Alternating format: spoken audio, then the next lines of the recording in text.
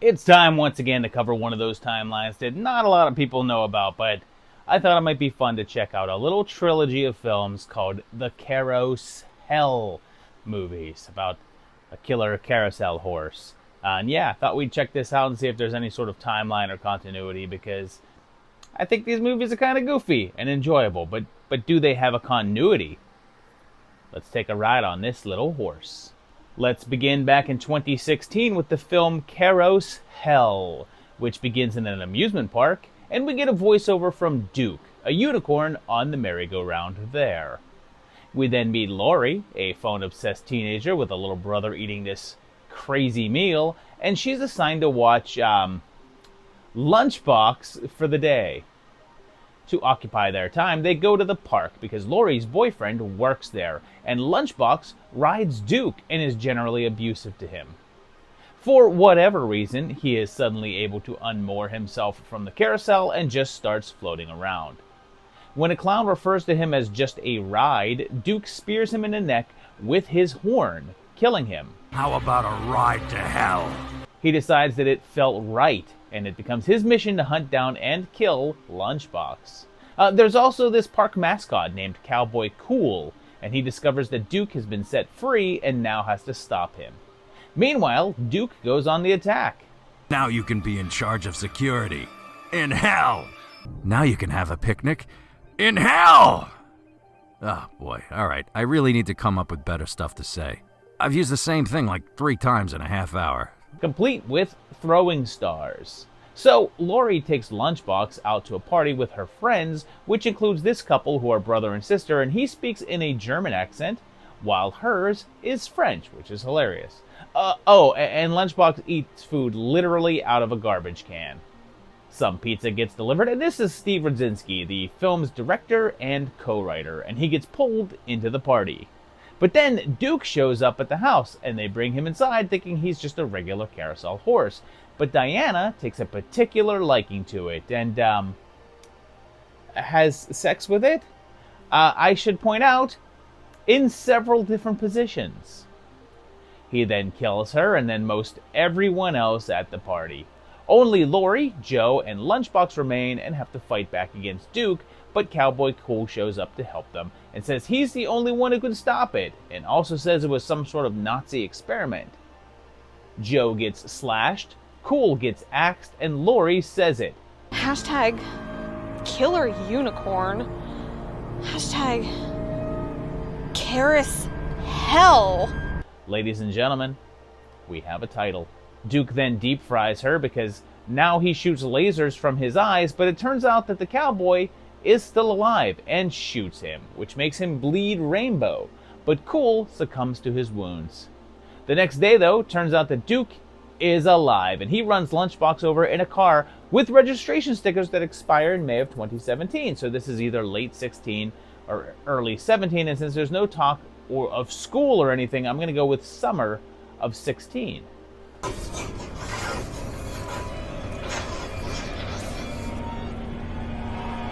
Five years later, in 2021, a sequel arrived with CarousHELL II, which opens back in 1944, and Duke is here, and it's said that he escaped from being an experiment and winds up in American hands.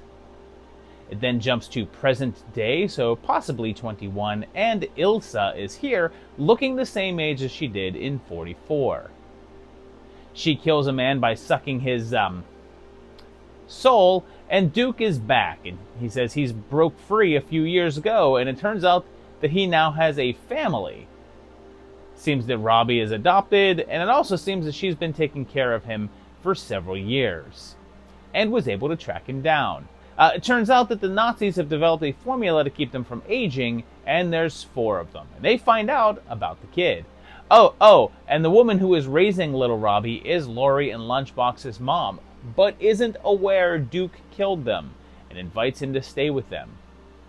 They hang out, although Duke still does a little killing, and they locate him through the use of a hot dog stand named, well, Frankenfuhrers. They lure them in and eventually capture Robbie and tie up Duke, but he figures it out and has to go save his son.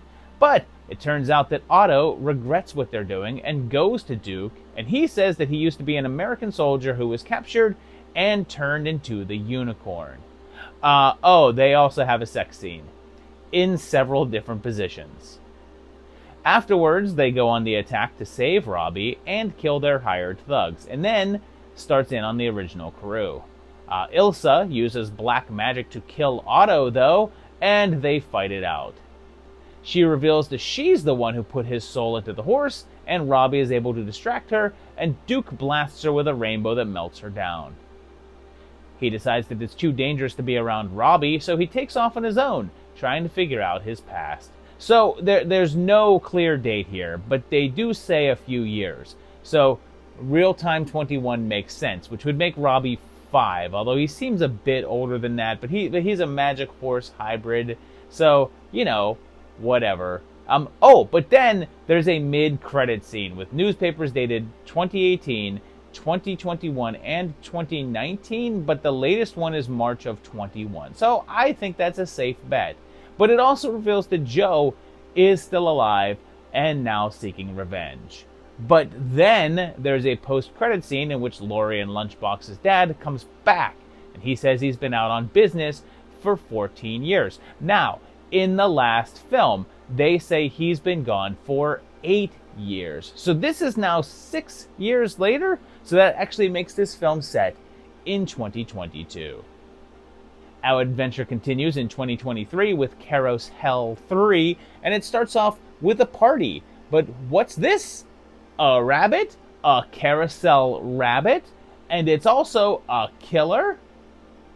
It's a woman, and she kills a bunch of people at that party. But yep, also has a threesome with Jessa Flux in several positions. But then the bunny gives birth to a bunch of little babies, and they seem to inhabit the murdered bodies. Duke returns to Robbie and the family, including the now returned Lenny. They ask how long it's been, and he says it's been a short enough time for Robbie not to age at all, so it's a limited amount of time after part 2. Turns out that someone new has taken over Frankenfuhrer's, and it seems like it's Klaus's son. He might be out for revenge, but he's not the only one, because Joe is here too, and Duke tries to tell him that he's reformed now and only kills evil, although Lenny seems to know his secrets. But then Duke comes face to face with the bunny, and they say that Duke has killed some of the other carousel creatures, but her and little ones trashed the house and kidnapped Robbie, killing Lenny.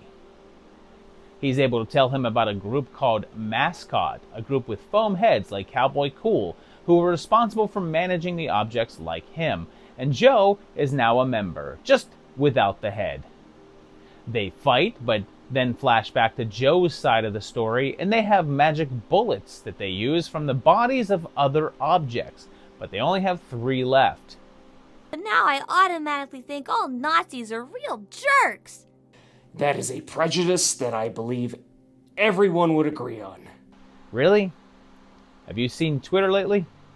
But then there's this invoice here, and it's dated May of 2023. And that makes sense, since it's the year the film was made, and also 1 year after the last one, so that's enough time for stuff to happen, but not so much for Robbie to age a bunch.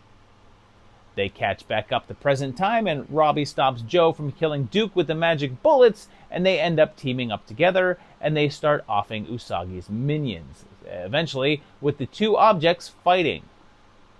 Robbie intervenes, but Usagi's gotten too strong, and only one of Joe's magic bullets and the combination of Duke and Robbie's rainbow blasts are enough to stop her. Joe and Duke make peace, and the boys decide to take it easy for a while. Oh, but it also turns out that Lenny is alive, and we're left there with the possibility of more.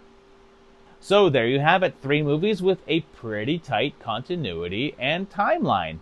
Surprising. Not so surprising because it's all from the same guy. Usually movies from the same writer-director tend to have a little bit clearer, consistent continuity than other ones. So that, I think, helps here. And I think these movies are a ton of fun. I think they're silly and entertaining. They're funny.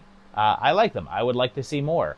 Let me know down in the comments if you've seen these and if you'd like to see more. Tell me that down below there. I'd like to hear that. If you enjoyed the video, click that like button. If you enjoy the channel, subscribe to it. And if you check out my Patreon page at patreon.com/movietimelines, you can help become a patron of this channel. You can also go to movietimelines.org and purchase one of my books from the 80s Project series as well. Go check that out. Otherwise, I'll see you very shortly for another great video. Thanks a lot, and bye-bye.